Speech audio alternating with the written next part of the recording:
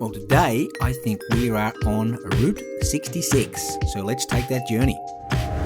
It's time for another show from Colin Jones, the Reasonable Adventurer. Time for you to take another step towards creating your own opportunities for satisfaction.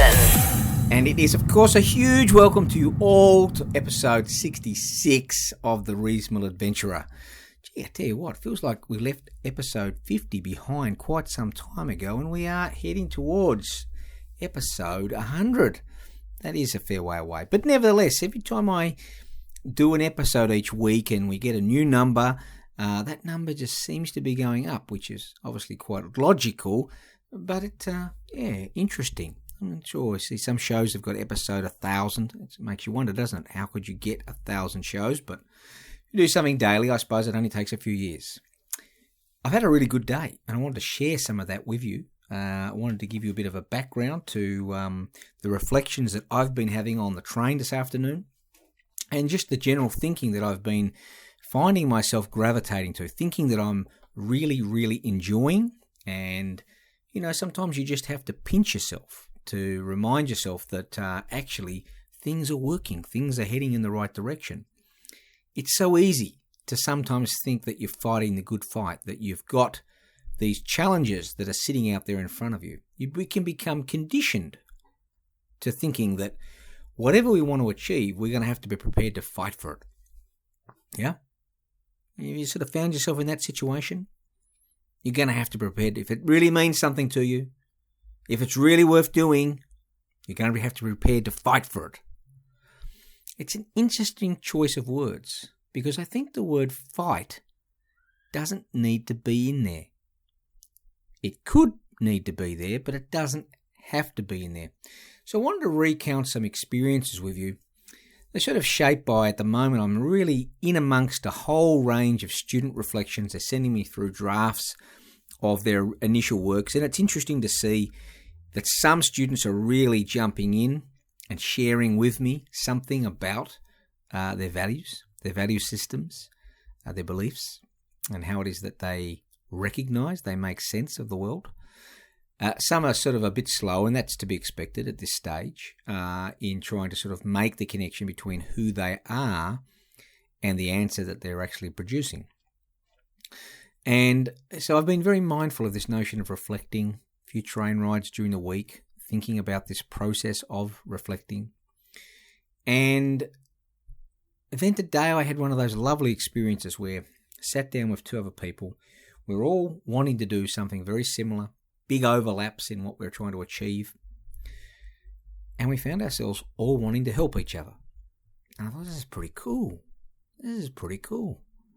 It doesn't happen very often, you know. Certainly not the world that I've lived in, where people have wanted to sort of tear hides off one another. They've you know, if I say yes to you, it means I'm automatically saying no to someone else.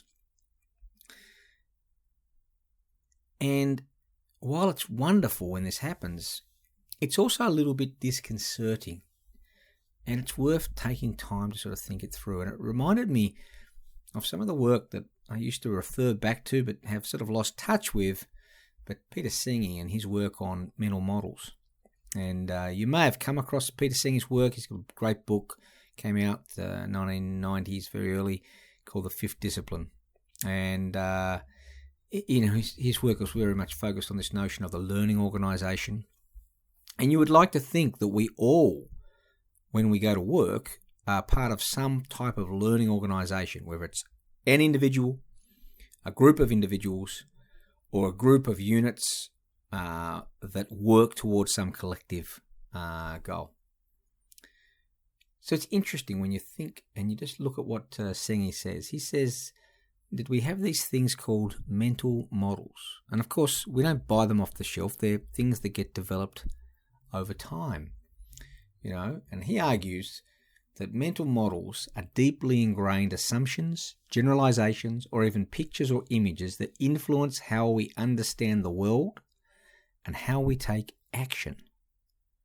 It's quite an interesting thing for us to think about. And I remember reading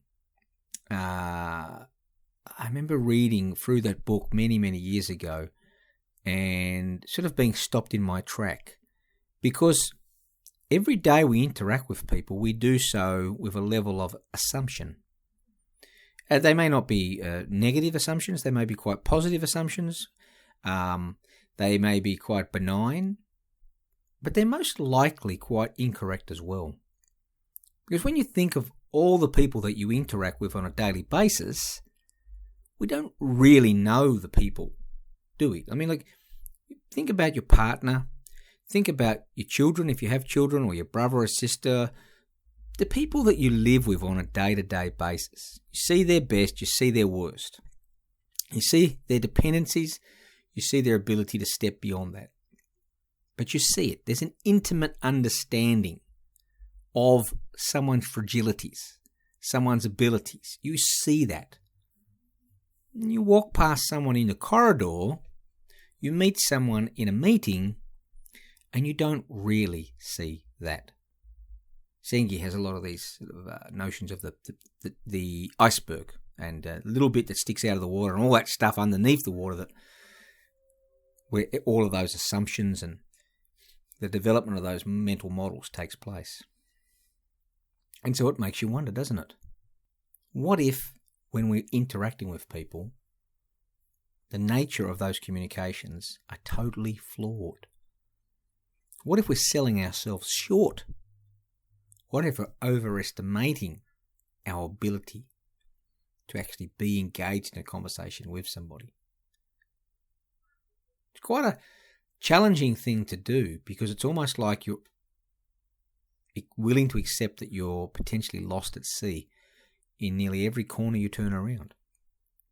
But I think when you step back and you think about these mental models, it starts to make sense. Every day, from when you were born, you observe and experience the world. And from what you see, you select certain information or data from what it actually is that you observe or experience. You don't see it all, and you don't choose to experience it all. I notice this when I catch the train into work. Sometimes I get onto the train and I'd prefer to sit on the right-hand side of the train, because in the morning, that's the side that doesn't have the sun. But sometimes I hop on and it's full. So I have no choice but to sit on the left-hand side. And then I observe and experience things that I witness out the window, and I think, wow, that's interesting. I haven't seen that before. I didn't realize that was there. Because I'm getting a new experience. I'm observing things in a different way. But if we only ever sat on the right-hand side of the train, we would only experience certain things. And even then, we wouldn't see everything, just certain things. And so we add meaning, cultural, personal, to the things we observe. We then make assumptions based on that information, from which we can draw conclusions. It helps us and influences the nature of the beliefs that we form. Beliefs which then influence the way in which we take action in the world, whether it's with people that we bump into in the corridor or more broadly in society. So we have this capacity to develop an image of the world, an image of other people, an image which is most likely quite incorrect. It's quite a challenge, isn't it? To start thinking that you're actually operating in a way that's incorrect. And what's even harder, of course, is that you're doing it subconsciously. You're not actually reconciling your values and your beliefs within the conversations that you're having. Those things are just happening. And so this makes it particularly challenging. So let me return to this wonderful day that I had today. So we're sitting around, we're talking about how we can get enterprise to be even more supported and more recognised at the QUT, Queensland University of Technology. There's a lot of things happening there. It's quite an interesting context to walk into. You know, I could walk away and you could still say there's an amazing lot of things happening at this university. It's not dependent on any one person. There's so many different people doing things. It's wonderful. So, sit down to have a conversation with 12 people, and everybody wants to row the same way. Everybody wants to help the other person. Everybody wants this common goal, which, while not the exact purpose of each participant in the conversation, is related enough to it that there's a nice connection there. And you sort of walk away from it and you think, wow, that was great. That was really good. And then you think to yourself, it's a bit too easy, isn't it? Didn't have to fight for that. Didn't have to plan a response to somebody rejecting this or not being interested in that. And it really reminds you, when you reflect on it, that the mental models that we develop can be very destructive, can be very incorrect. We can easily assume, and if I think about the experiences I've had in a university context, trying to be innovative, trying to be proactively developing programs which can assist in the development of students beyond their subject area development, it can be a war. It can be a fight of ideologies. It can be a fight of priorities. It can just be a fight. And you become conditioned, You build up these mental models that any type of interaction that you're going to have is going to require you to fight. If it's worth it, you better be prepared to fight. You've got to be a loser if there's going to be a winner. Then you go into this other type of situation that I experienced today, which has been building up. It's been like this the whole way through. And you think to yourself, wow, that's pretty interesting. That's nice.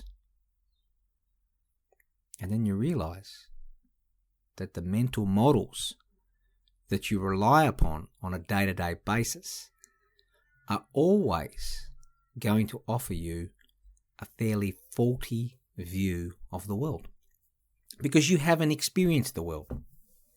You haven't experienced the world that other people experience.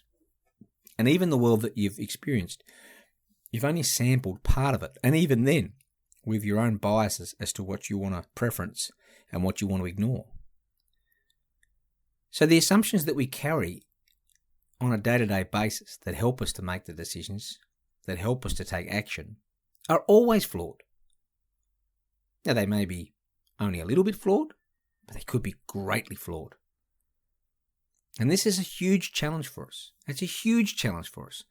And so I'm very appreciative of today, not just because there's a nice opportunity to work with people in a very cooperative manner, but because in reflecting on the uniqueness in my higher education life of such cooperation, it made me realize that those mental models that I rely upon were sadly lacking. I didn't go into the meeting today looking for a fight. I didn't expect there to be such a thing. I expected cooperation. I expected us to be on the same page. But when that actually comes to fruition, when it actually occurs, when people are nodding their heads around the table, and when something that you're chasing that you think is worth fighting for is actually there to be pursued without a fight, it makes you step back and ask yourself that question. So, in the context of your life, in the context of the world that you experience and observe, how much of it do you think you've got your head around? how many of the conversations you're having do you think might actually be based on a very faulty understanding of the reality? And it's interesting. Sengi talks about this notion of assumptions. And he says, imagine you're sitting down and you're across the table from somebody, right? Imagine a context within which you're about to have a conversation with somebody and you have no assumptions about that person. None. It's almost impossible, isn't it? It's almost impossible to actually imagine. I think the only way you could do it is if you were blindfolded and that person was blindfolded. Maybe the room is dark. You don't know the person and you know nothing about them. So then, really there aren't any assumptions. So you can imagine your tentativeness in introducing your topic, your questions, in asking questions about this person, wanting to sound them out, wanting to get feedback from them, would be much different than if you're staring across at somebody who either you've known and you've had battles with in the past, or you've stereotyped in the way that you view something about their physical appearance perhaps, or you understand the difference in roles that they perform, in comparison to you, and you factor that into the way that you approach the conversation. You see, there's that challenge. It's a constant challenge that we're all faced with. We all hold assumptions about people as a result of the mental models that we've developed. And yet it's so easy to understand and to accept that these mental models are totally faulty. So, there's something for you to reflect upon. To ask yourself the extent to which the mental models that you've developed about the people that you interact with most on a day-to-day basis, to what extent are they true? So that's not so much the people in the house you live in, but the people you experience on a day-to-day basis when you're earning a crust. To what extent have you taken the time to get to know people, right? It's the second attribute of the reasonable adventure, isn't it? Being able to understand the worldview of other people. Very interesting. I think we all are guilty of being able to say, well, our days are too busy for us to get to know people, but we're prepared to fight with them at some point. When maybe if we invested more time getting to know people and understanding them, and understanding their mental models, and what assumptions we share and don't share, maybe that process of actually bringing about change may have been so much easier. So until we meet again, mental models, reflect on yours, how they've been developed, how incomplete they are in many contexts, and how much you rely on them in the decisions that you make. Look up Peter Sengi's work in the Fifth Discipline. Look it up. It's certainly worth checking that out and trying to make sense of the nature of those mental models. Because at the end of the day, we rely upon them, whether we call them cognitive heuristics, in terms of the process that we're relying upon. We're relying on a process which we can most probably all accept is quite faulty, and yet it's what we rely upon to try and actually move things forward. Until we talk again, enjoy your reflections.